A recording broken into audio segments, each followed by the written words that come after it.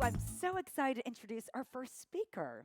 Now, her name is Holly Ransom, and she's the CEO of Emergent, a fabulous company specializing in disruptive strategy, disruption being a big word of 2019, and building the capacity of leaders to actually execute change. Notice that word, execute change, not just talk about change. Isn't it a treat getting to open your mornings with Laura here? Like, wow, I want to bottle that and have a shot of it every day. It's an unbelievable amount of energy. Thank you for that incredibly generous introduction. Good morning, everyone. I'm so thrilled to be here with you. I gather it's already been a phenomenal conversation and opportunity for you to network in the day that you've already had together. And I'm excited to get to kick off the day today, which I know is action-packed and full of a lot more really phenomenal speakers and opportunities for you to think about how some of these ideas apply to the world that you're working in, to add value, to be able to drive new progress and change really for you in 2019. And change is really at the core of what I want to talk about this morning. I want us to think about how we actually translate some of these cool ideas, these insights we've had around shifts in industry, trends in the customer demographics and what they're after, what they're looking for, how the world's engaging.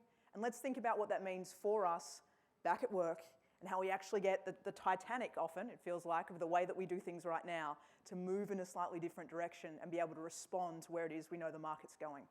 What I want to kick off with today is one of my favourite press releases of all time. Right? I think this takes the absolute cake. I mean, the Trump administration might have a few that are challenging it recently, but this for me is the absolute best press release someone ever let out of the bag. Like, you read it and you go, how did we ever say that?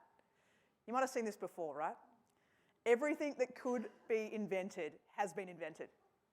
If you haven't already looked, look at the year we said this, right? 1898, the global head of intellectual property ideas, effectively the ideas factory of the world, the US Patent Office, came out and said, you know what, everyone? Put down your tools. Let's go to the pub. Humankind has peaked. 1898. I mean, I can't even fathom the agricultural, agrarian lifestyle that we must have been living then, and yet we thought it was the optimal capability and optimal position humankind was ever going to find itself in. Now, funnily enough, about 6 years later, they issued a retraction statement. Does blow my mind it took 6 years for that to happen, but nevertheless, they came out and said, you know what, actually, we think there's going to be some pretty exciting stuff to come in the next decade. But it's amazing to me that we ever got in a mindset where we believe that the way that we do things right now is the absolute best way we can do them. And yet, I think it's actually one of the biggest areas of risk that we have, and I know I'm speaking to a room full of successful people. It's one of the biggest areas of risk we have when we're successful. It's so easy to lull ourselves into that complacent mindset of going, you know what, we're hitting our targets, we're doing pretty well, people are showing up, we're getting pretty good feedback, and we think we can just keep doing that because that's as good as it gets.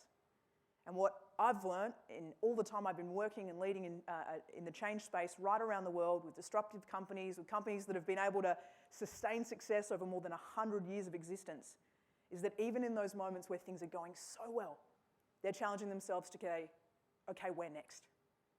How do we do better? What is it we're missing?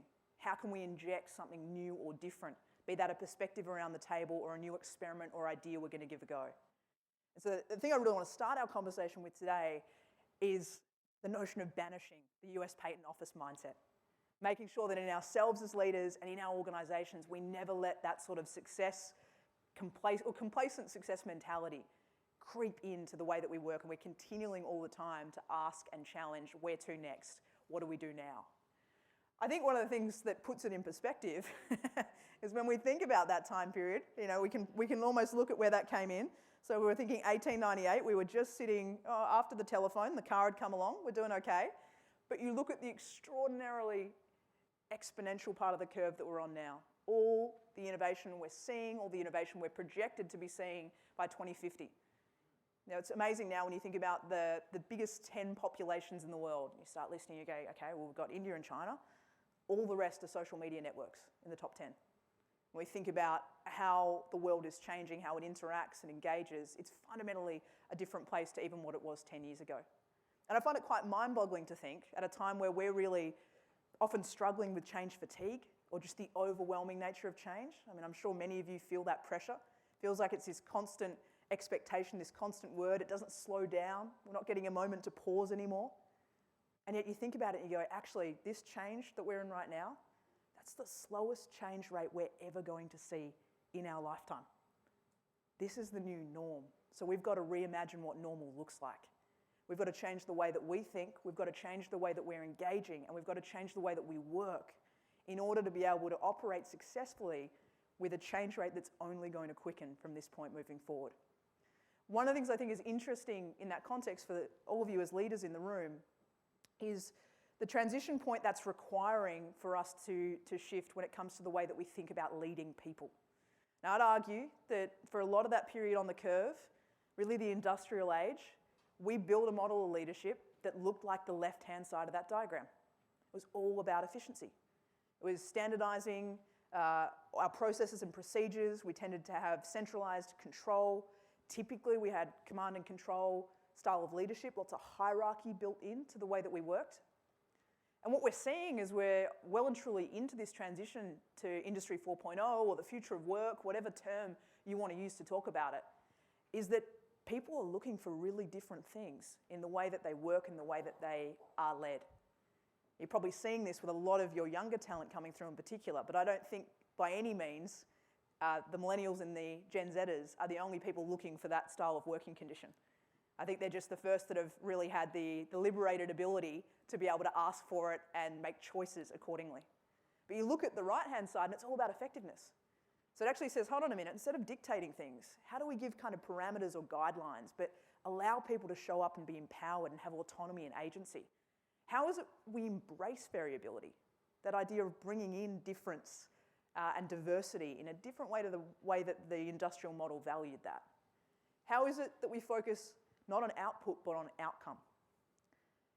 And how do we give people the autonomy that they need to be able to feel really empowered and fulfilled in the way that they work?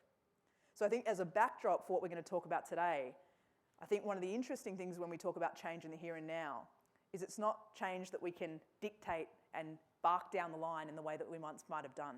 We have a much more indirect or loose relationship with the people that we lead. And so we've got to think about change in the context not of the push leadership that accompanied the efficiency period, where you could push a message down the line, where you could push people to follow the model as it was. But instead we've got to be thinking about pull leadership. How do I pull people in to follow the new direction we're going on? How do I get them fired up enough to stay the journey when we hit roadblocks or we have challenges and difficulties? How is it we can lead? And I would argue we need to be focusing less now on what the change is and more about how do we actually help people to go on the change journey. And that's really what I want to talk about today. We're intimately involved on a day-to-day basis with working with people to make the change happen. How is it we can become more effective in the way that we do that? So I want to kick off. I'm going to do three things today. We're going to talk about the why, the how, and the what. And I think it's really important that we start with the why, and I'm hoping this is not a new idea for a lot of you in the room, right? Some of you might have seen this diagram before, because a very good friend of mine, Simon Sinek, does an amazing TED talk on it. If you haven't watched it, you've got to put start with why on your viewing list for this weekend. It is 20 minutes you will thank me for. It's brilliant. I'm going to catch you up on what Simon says, and then I want to extend out his thinking a little bit, right? Simon says, not put your finger on your nose, it's all good. Simon says that if we look at the way that we communicated and led over that period of efficiency, it typically looks like this. We worked our way from the outside of this circle in. So we're pretty good. In fact, we're fantastic at talking about the what. What it is that's in the strategic targets for this 12 months, what it is you can expect if you come to our event, what it is that's in the position description for the new person that we need to hire. Now, maybe if we get a little bit more opportunity, we'll get into some of the how. How is it we're going to create an extraordinary customer and client experience that leaves our competitors for dead? How is it that we are going to be the employer of choice, so much so that all of the emerging talent in our industry is desperate to come and work for us? But the point that he makes is that very, very rarely do we ever get to the center of the diagram, to the why. And the reason this bit matters so much is because it's the part of the equation that flicks on the limbic component of our brains as human beings. And the key bit about the limbic part of the brain is it drives human behaviour and motivation. If we don't flick the limbic brain on, we don't get motivation.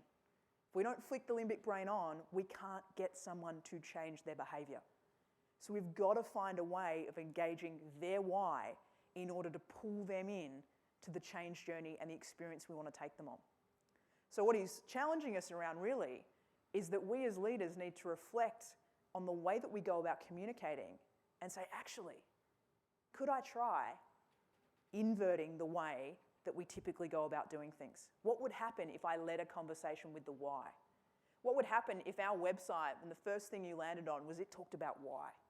What about if we opened our weekly meeting with why we're having a conversation around the big issue that we're talking about, why it is we're embarking on this new exciting adventure, and then work our way out from there, as opposed to doing the what, the how, and maybe burying the why somewhere in deep.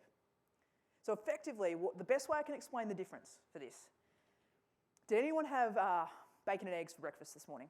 Any hands? A few of you staying at the hotel that enjoyed some of the food on offer? A couple of you willing to admit it. No shame. If you did, one of these guys was involved, the other was very committed, okay? Fundamentally different roles in your breakfast plate this morning.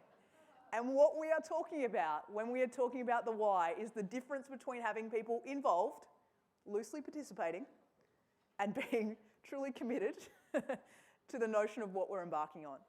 Now, change isn't easy, right? We know there is no change initiative that happens overnight, and there is generally no change initiative that happens as in the form it was originally intended or foreseen in the initial strategy document.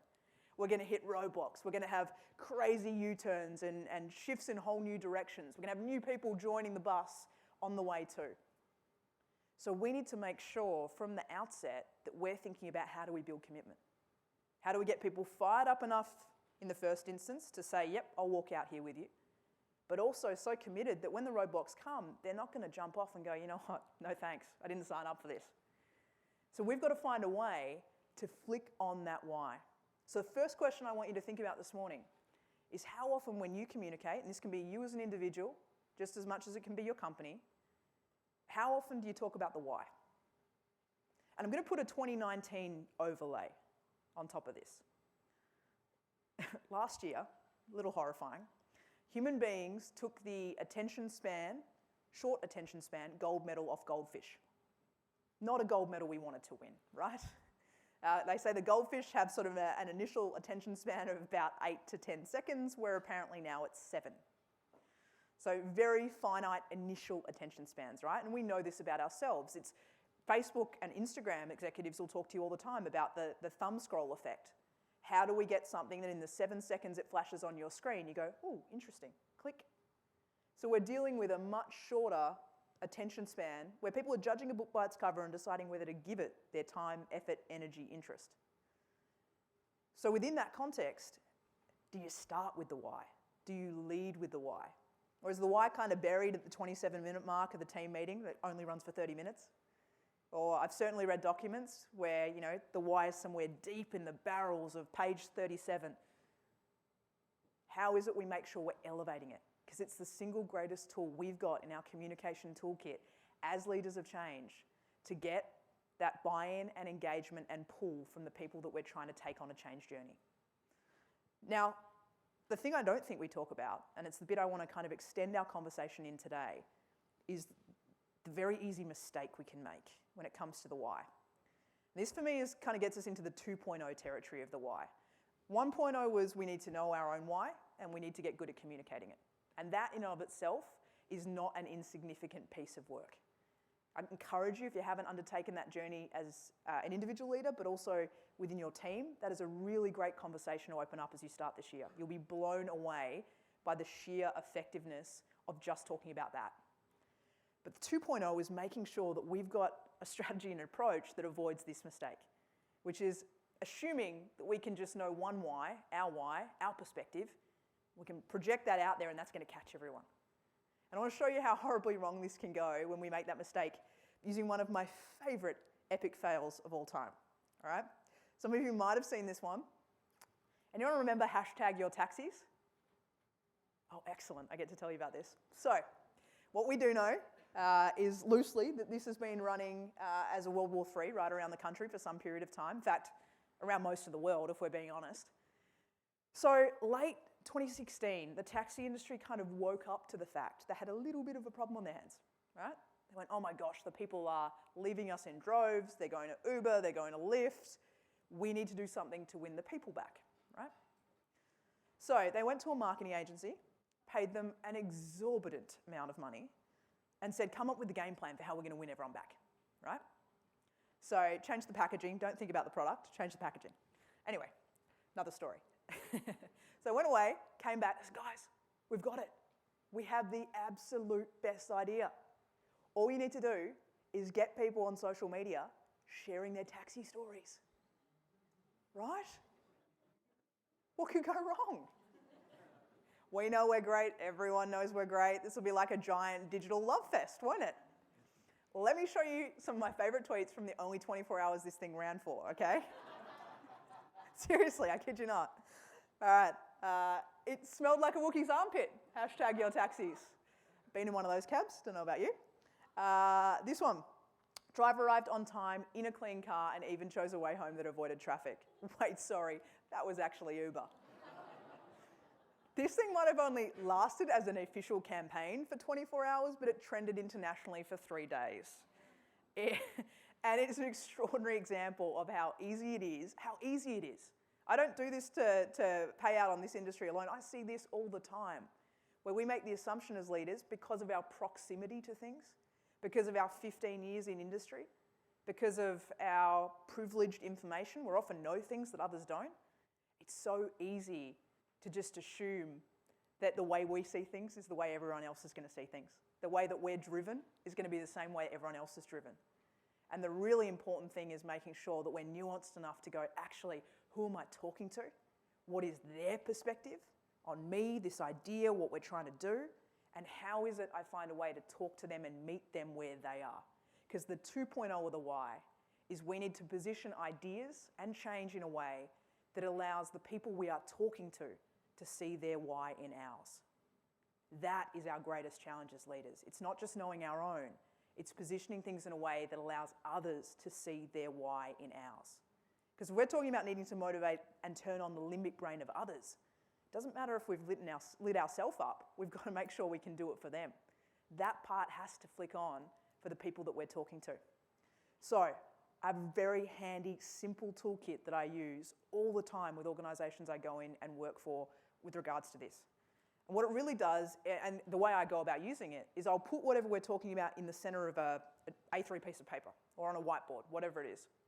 We'll put the idea, and then we'll draw out effectively what are called these 6 core buckets of human drivers. So this is a handy one to take a photo of, this is a handy one to write down, whatever you want. But it's a really useful frame for these 6 broad buckets of basic human drivers that we can think about, how does this idea come across or play out to this different set of drivers. So what do I mean?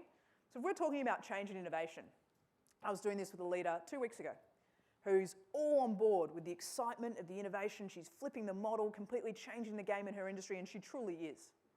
But she was facing really significant resistance from a big swathe of her workforce. She called me in and said, can you help me? I'm struggling, we're not getting momentum. We've been on this for a couple of months now. I feel like we're not moving forward.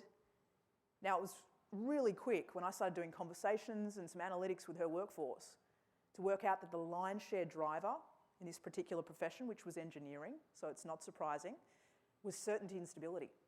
So every time she got up and talked about how the game was changing, they were flipping the model and it was all going to be different tomorrow, all that world were hearing was, oh my gosh, am I still relevant? Oh my gosh, do I have a job tomorrow then?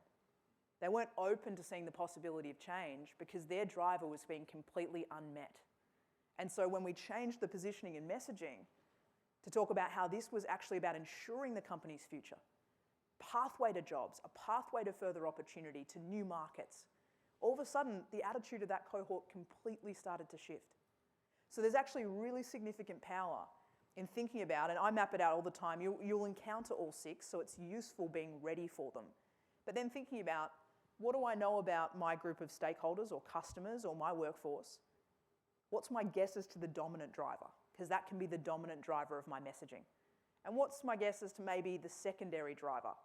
So I'm going to have to complement those initial comms with this one so I make sure I pick up that group. Because if we can get a good chunk of our workforce, even a 40 or 50% lead pack, it will often mean quite quickly, with a bit of momentum and an early win, we can get everyone on board. The difficulty being, if we've matched our comms incorrectly with the driver of the people we're talking to, we're never going to get that limbic part turned on. So I really encourage you to use this as a frame, and even invite and share this with your team. When you put a project on the table and you talk about why, map out how do we tell the story of what we're doing here to someone who's driven by certainty and safety. What might they need to know? What might we need to emphasize? What detail might we add in? What might we leave out? How does that contrast with someone who's driven by love and connection? Because that's going to be a totally different story. In fact, there are no two more different stories than certainty and safety and variety and challenge. And sometimes we've got to find a way to get those narratives to coexist. So it's a really useful frame to have at the start of the conversation, to be thinking and engaging with ideas in that way and talking about how we're going to land them. What evidence do we need? Who do we need to be telling the story? What are the right channels to be pushing this out through? Is it a town hall? Is it small groups? Think about how we become a little bit more nuanced in the way that we go about doing this.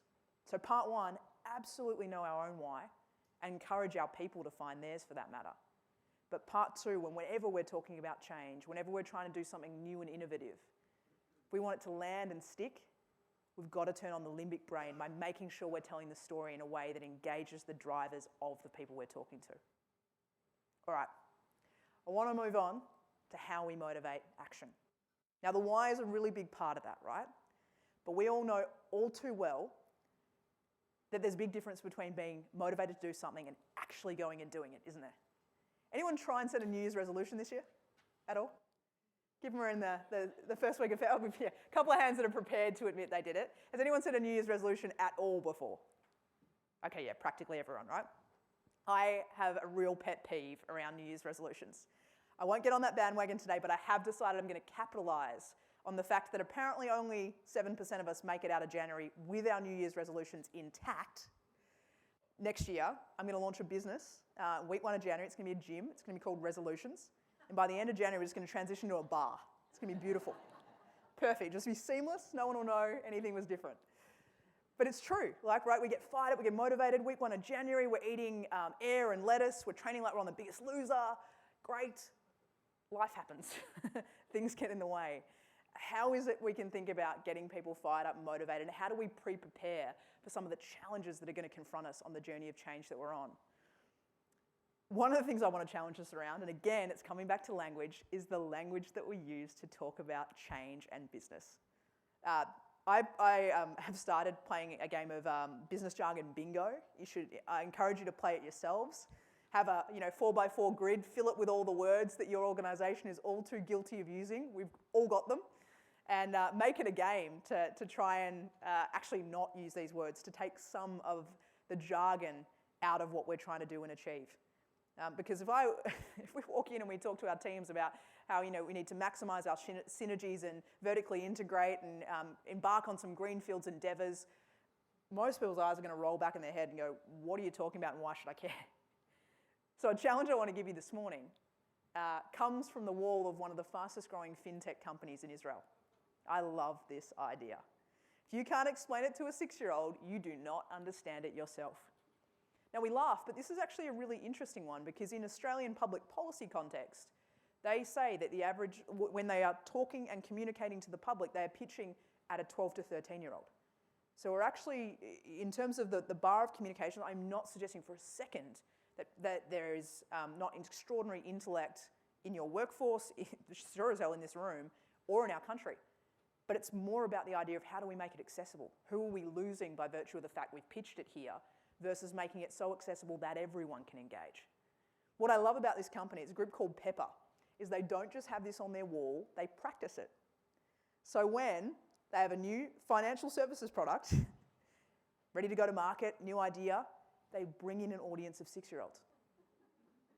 I've never seen management sweat more in my life. It was beautiful. You're watching these 6-year-olds sitting on the floor cross-legged going, go on, impress me. And you've got this group of executives that were trying to explain financial services products. Can you imagine the Royal Commission and if it had gone on like that? It would be fascinating. I mean, last time I got a letter from my bank, I was lost by about the second sentence. It's a really interesting challenge on us as leaders. And part of what I would contend with all the change projects I've worked on is one of the biggest reasons they fail is because people don't actually understand what you're asking them to do. What does it mean to change? How does that show up at work differently next week to the way that we did things at work this week? How can we make it clearer the behaviour we're asking our people to demonstrate in order to support the mission and the journey that we're on? So one of the things, I'm passionate about habits. We'll talk a little bit more about them in a bit. They say between 30 to 40% of our day is on autopilot. Now, when we're making change, we're naturally having to step back and go, okay, do the habits and the way that we do things still serve the goals that we've set for ourselves and the objectives we're trying to achieve? And if they don't, we've got to change our habits. So continually in our workforce and our culture, we're thinking about, okay, this is what we're trying to achieve. How do we need to get our people to show up? What way do we need to see them engaging? What do we need to see people doing in order to be able to walk the path to get that outcome?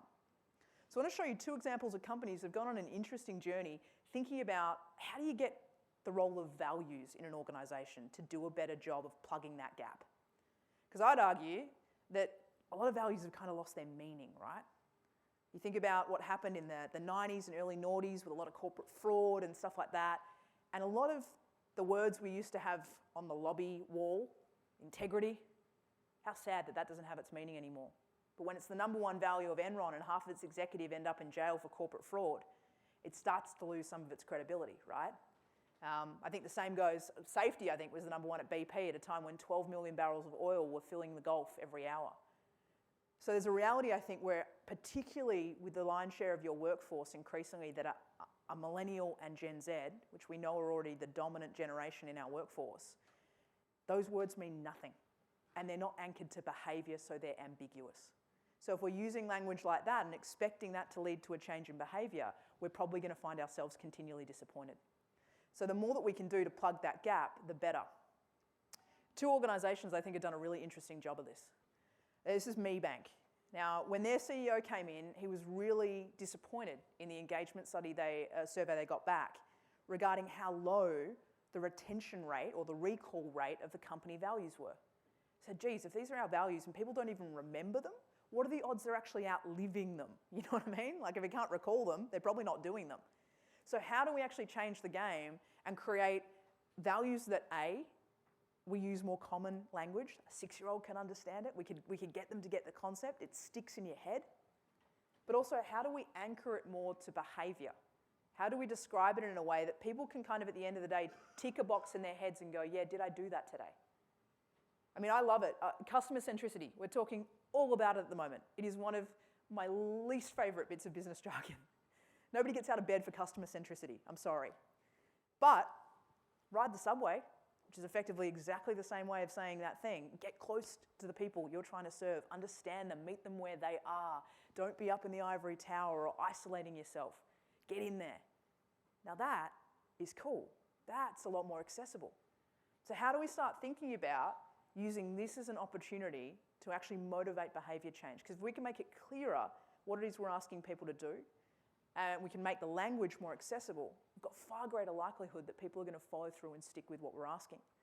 Here's for contrast, another organisation who've gone through a really significant rebrand. Some of you will know these guys, one of Australia's most prominent youth charities, working with really at-risk young people. They went on a similar journey because their founder, unfortunately, Jim Steins, passed away. And after a long period of time on the one course, they'd lost resonance with the people they were seeking to serve. Young people said, we don't think you get us anymore. You don't talk like us. You don't look like us. So they've just gone on a whole new journey to say, actually, what are we about? And what's the language we've got to use if we're about young people? Because it's not corporate speak. It's not jargon. It's got to be real. It's got to be the way that they would talk about things. So one opportunity I think that exists is to think about how do you want to reimagine the 2 or 3 core principles, even if it's not company-wide, for you and your team this year. What's the short phrase that makes the behaviour or the way that we're approaching this year, the intent, really clear and allows everyone within your team to check in every day and go, did I do that? Was I living that today? Because if we can shift those behaviours, we'll ultimately get the result that we're after at the end of it. We are, in the end, the product of what we repeatedly do. So those tweaks can make all the difference. The other thing that's really powerful is our ability to answer this question. Why now? If we do not create a sense of urgency, we will very likely not get action. Because naturally, we've got a certain amount of time, effort, and energy to exert every day. It's a lot easier to sit in autopilot, to be perfectly honest. So if I don't have a reason to get up and do something that's different, which means therefore it's more difficult, then I'm probably not going to. What we need to do is to create the opportunity to go, why does this have to happen today? Why can't we do this in 6 months or 12 months? And the biggest thing I'd encourage you to think about here is, how do you actually talk about loss? Now, weird idiosyncrasy about human beings. We are twice as sensitive to loss as we are to gain, right? So a lot of times we're painting a great vision of where we're going. Awesome. We need that. We need the why. But there's also, in this sense of urgency, why does this have to move now? Where might the competition be in 12 months? What business opportunities might we have lost? What might be the position we're having to try and call back if we don't make a decision to do this sort of stuff now? So the ability to articulate why now can be unbelievably powerful. And in some way, shape, or form, we need to be finding a way to create that sense of urgency in a really clear manner for the people we're trying to motivate to take action. One of the activities, sorry for the slightly morbid photo at this time of the morning, right? But I swear it's useful. And something I facilitate a lot through North America is an activity called a Premortem. And I want to share it with you because I think it's a really useful frame as you're sitting around the table with some of your leaders thinking about the year ahead to engage in a different conversation that opens up the need to change. What you do in a Premortem is you sit around the table, you put the project you're about to embark on or work on or whatever it is, the big goal for the year, in the middle of the table.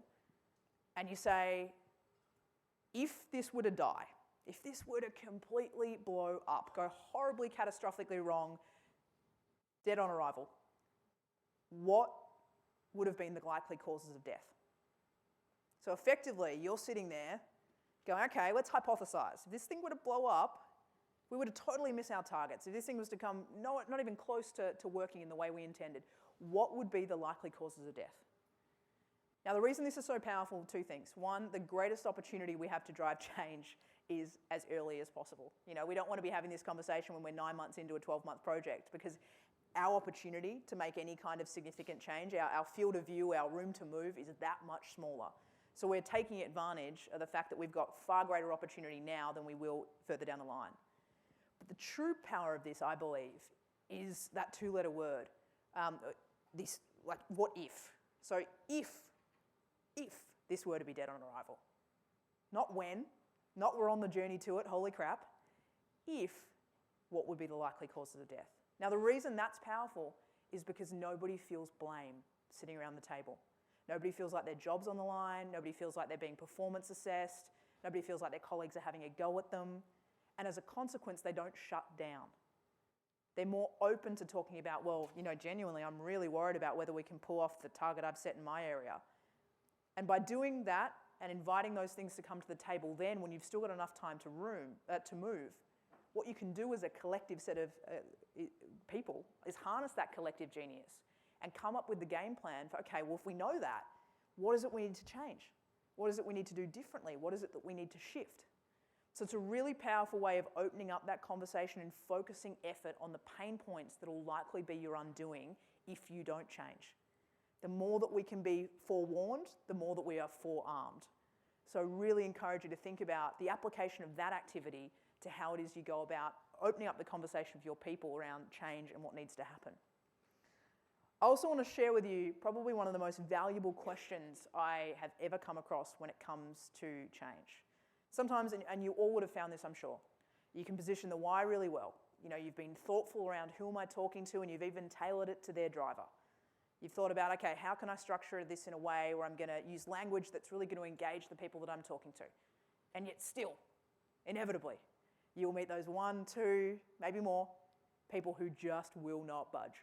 Just can't see it, just won't do it, whatever. One of the things I've found so valuable about those people, these are people that are giving you the no, right? Have you all met the person that gives you the no? Because the no is so much easier to give than a yes, right? Yes means I have to do something, no means you go away. This is my favorite question. ever that you can throw back at them to move beyond the no. And I think it's a game changer. If I were to turn your no into a yes, what would I have to do? Now, this is a really awesome question when you meet the naysayers and the no-sayers, because oftentimes they're not giving you a no for a very good reason. So in asking that question to begin with, if there's not a reason behind it, you'll probably likely in that conversation move beyond it. Because if they can't justify it, there'll be that moment of awkwardness, and then they will naturally have to kind of go, okay, well, I don't really have a reason. Then you're in a different conversation, you actually move beyond what would otherwise have been a full stop in that sentence and that conversation, right? But the main power of this, I think, ultimately, is oftentimes they do have legitimate reasons. They've got concerns, they're looking at it from their perspective, they've got risks identified, they're worried about things that are slightly different to your purview of the world, and then they'll bullet point them out for you. And all you need to do is make it your mission to tick every single one of those things off the list, right? So you come back in 2-3 months and you go, cool, I've done everything you asked, are we good now? And you've got your yes. So it's a really great question to use, as simple as it sounds, to actually put the ball back in the court of the other person, get it substantiated, and therefore be able to move beyond what would otherwise be a complete roadblock to the change journey that you're trying to go on. It's a really handy one to use when you're in those circumstances where you're not seeing eye to eye. The other thing it might reveal for you is, geez, I didn't pitch my driver right. Look at all these concerns they've listed. They're actually things that are totally covered off or amplified. I've got to go back and look at my comms because evidently we're not telling the story right. It's not getting cut through in the way around these areas that I need it to get to yes. So it's a really, really powerful one in that respect. Final thing on this topic. I think there's the reality of the beautiful way we like to imagine things happen, right? And then there's the reality of how we've got to hack and tack and piece it together. And that is change. It is messy and it is ever-changing, and our adaptability is everything. And I think one of the most important things, again, talking this people context that I've learned on this journey, is this idea. People believe a hell of a lot more about what they overhear about you than what you say about yourself. Same goes for your project, same goes for your idea, your event, doesn't matter. So it's actually really important from the get-go that we're thinking about who are our allies and advocates. Who are the people that we're bringing into the tent? Because in bringing them into that conversation, they will then be bringing our conversation out to the world, to the organisation, to the community, whatever that might be. Who are we going to make our evangelists? And the only way we can do that is through inviting them in to have conversation. One of the things I think we often miss when we do this is we can typically end up, by virtue of the way our organisations are designed, kind of stuck in our own part of it, you know, talking to our own people, kind of in our own corner. The challenge I want to offer is this idea. I've said for a long time in psychology, you're the average of the 5 people you spend the most time around. Slightly horrifying thought, depending on what point in your life you hear it. I heard it at 19 and I freaked out. But I love this notion that the hallmark, and I believe it, the hallmark of great leaders will actually be the diversity of the 5 people they spend the most time around. Imagine the difference to your change making if you intentionally picked to surround yourself with the 5 drivers that aren't yours. Find someone in your organisation, if you're not certainty and stability driven, that is that. Find someone that is variety and challenge. Find someone that is love and connection. And when you come to that table and put an idea in, imagine the conversation you're going to get. Imagine the feedback and the roadblocks you're going to get in front of because you've got that richness of views sitting around the table. Now, one of the things people often say to me is, yeah, but how do you do that, right? Like, how do you kind of go and get these different perspectives in? A lot of people ask me it when it comes to millennials and Gen Zers, you know, how do I get their perspective? I say it's really simple. My mentor Virgil taught me this great line a couple of years ago. Virgil said, and I feel, his name's Virgil, right? So you just got to trust this. You know, Virgil said it, must be real. Virgil says, how long does it take to learn from someone's lifetime of experience? Coffee. I love that. You know, this notion that learning is actually that accessible. How long does it take to get an injection of a completely new perspective? Coffee. How long does it take to be completely challenged for the better? How long does it take to brainstorm with someone that enriches your worldview? Coffee. So I encourage you to kind of, in your head, reduce the barrier of formality or the friction that is associated with bringing new perspectives to the table. Just consider it as going and having coffee conversations. I made a commitment when I heard that line. I think I was 18, 19 when Virgil first said that I would do that at least once a week from that point forward. Someone I admired, someone that was different to me, someone that I believed I could learn from the perspective of. It's been the single greatest habit I have ever built. I can't encourage you enough to think about how you use this as a personal leadership strategy, let alone how you think about it around the table. And if you want a soft start, I've got a totally free resource online. I've got a podcast with extraordinary change leaders from all around the world. Entrepreneurs leading Australia's fastest growing companies, David Thodey's and ASX 100 CEOs, sports champions, Olympic medalists, you name it, all of whom are talking about change, how to shift culture, how to change mindset, you name it. So on your commute in and out of work, you can tap into all these really different perspectives that can hopefully enrich the journey that you're on and support some of the ideas that you might be thinking through. All right, final thing, what action do we need to take? Now, weirdly, this has appeared in here again. We don't need that. What we do need is this. I talked before briefly about habits, all about them. And I think one of the most important reflections we can have, and I think it's really useful to do this. I do this every year, December, January, at a personal level, firstly. And then when we come back to the office in January, I do it with my team. And we sit back and go, okay, what are the routines, what are the autopilots we've got ourselves in? And all of us have got them. We meet as a team every second Tuesday morning for 2 hours. We do, this wrap-up meeting every Thursday afternoon. We have these calls. There's a structure. I've talked to some business leaders recently who actually put an analytic around it in their business recently. They counted the number of hours they spent in meetings, and it horrified them to see, without adding anything in, just the baseline routine level of time spent in meetings, and allowed them to step back and say, okay, we can't get rid of all of that, but maybe we need to improve them. Maybe there needs to be a higher bar for what gets our time allocation. So what are the criteria that a meeting has to have in order to be able to go in the diary? Does it have to have an agenda? Do we move, instead of hour-long meetings, to half-hour stand-ups? What are some ways we can play with this so we can think about managing not just time, but energy? So I talked about old and new paradigm before. I think there's an application of this idea in here as well. I think we're moving out of an old way of working that was about managing time to a world that is much more about managing energy. I think particularly we're getting into this interval training type of mentality, and I think we have to have that approach with change. We can't run it as a marathon anymore. I've burnt out trying to do that. I'm sure many of you in the room have. I'm sure you've worked with leaders that have. We've got to be thinking about productive downtime. The role of purpose comes right to the fore. That's what sustains us. It's life-giving. So it's a really different frame for us as leaders to be thinking about culturally within our workplaces too. And again, I encourage you to do this activity at an individual level, maybe over a coffee on the weekend, but also it's a really great one to open up with your team and to get a collective set of commitments around. And this is the way I encourage you to kind of evolve the activity.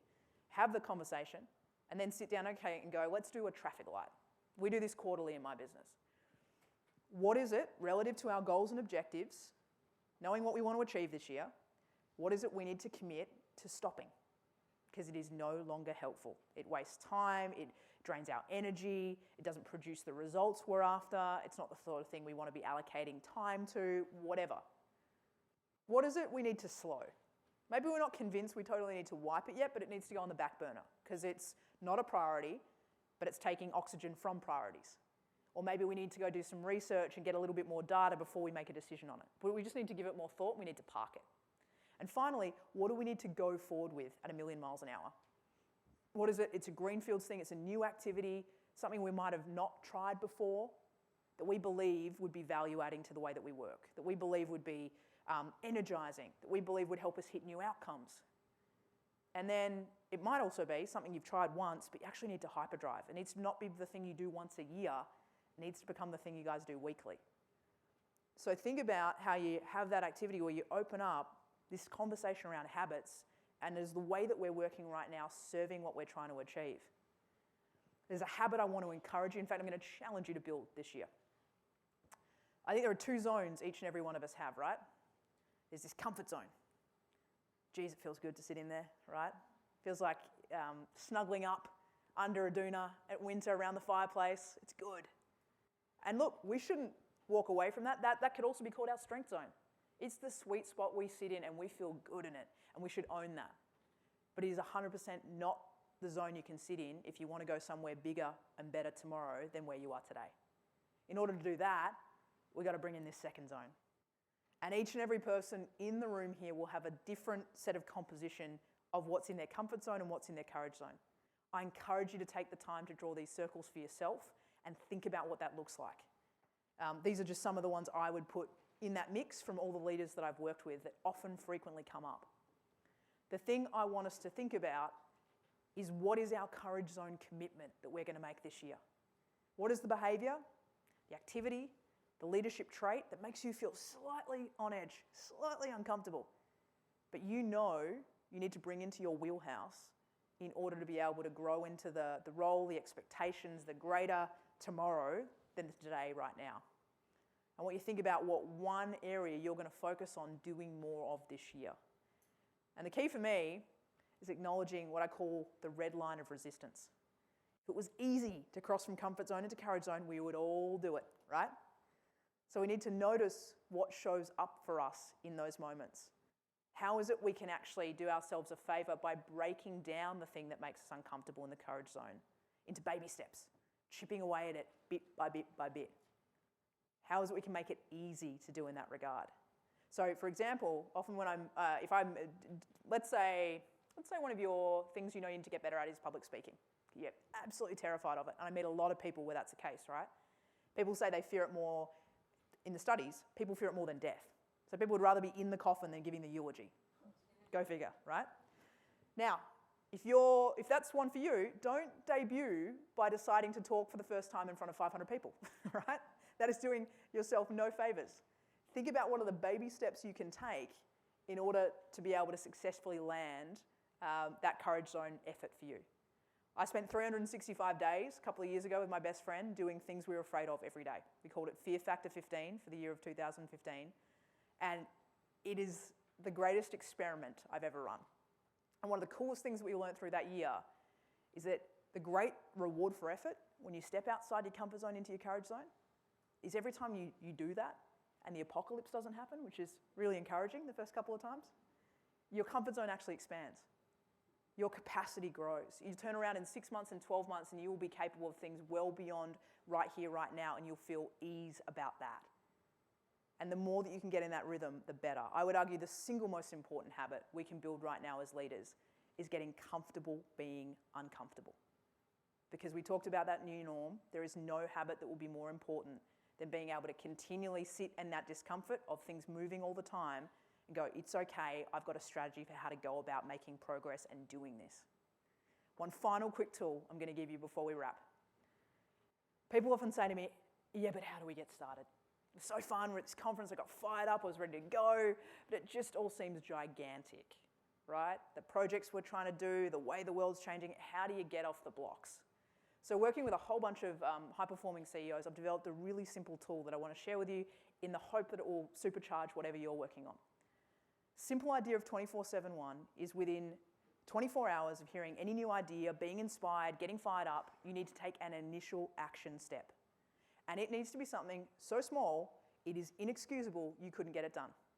So you might have thought about an idea you've been thinking about for a while today, and you go, you know what, I'm going to spend 15 minutes on Google later today researching. You might have thought of someone that would really diversify the 5 people you spend the most time around. So before the day is done, you might drop them a note on LinkedIn and say, hey, would love to meet up. Whatever it is, small enough, it's inexcusable you couldn't get it done. Next step, 7 days, you need to take a slightly bigger action step. You might convene some different views around the table. Maybe open up a conversation around the why. Talk about the drivers for the new project. Something that's reasonable that you could get done within 7 days. And then within 1 month, you've got to take a slightly bigger action step again. So you might actually collate all that feedback from all the different views and think about, okay, what would a pilot look like? How can we have a go at starting this on a really small scale in a really small way and seeing if there's anything in it? Whatever it is, it's bigger than the 24 and the 7, but you've got a whole month to get it done. And the idea is, at the end of that month, you take all the learning, all the insight, all the progress, and you roll it forward into your next 24/7-1. And you use this alongside business as usual to pursue the new. Because the biggest barrier I find in organisations is we're too busy, right? We're overloaded. We don't have space. That's true, but this is our new norm. If we expect we get to go back to the office on Monday and just do the new thing, we're kidding ourselves. We've got to find a way to hack it so we can get it done alongside the already very full-on demands of the job that we've got right now. So what we need to do is find a way to build momentum, because it is the single greatest ally change has. We love to feel like we're moving forward as human beings. If it feels overwhelming, if it feels daunting, if it feels confrontingly large, we will stop. If we can find a way to break it down and chunk it so we feel like we're heading forward, we're chipping away, even if it's that big, 24/7 and 1, it's amazing how we'll turn around at the end of the year and look at the extraordinary progress that we've made that we never would have made otherwise. So I encourage you to take this and think about how you apply it to what it is that you're working on. Now, it's time for me to leave. I have really enjoyed the opportunity to talk to all of you this morning around this toolkit for change that I think is absolutely critical, each and every one of us as leaders is embracing and ready for in 2019 and beyond. We talked about the importance of knowing your why, not just the 1.0, making sure we're clear on ours, but the 2.0 of being able to ground our messaging and communications about change in the drivers of the people that we're talking to. Touched on a whole bunch of ideas around how to motivate action. You know, tools around the Premortem, asking the question, what might kill this? How do we get ready on the front foot? Using that question, if I were to turn your no into a yes, what would I need to do? That power of making our language simple and accessible so a 6-year-old can understand it. Not so we're dumbing it down for people, but so it's accessible and catching everyone.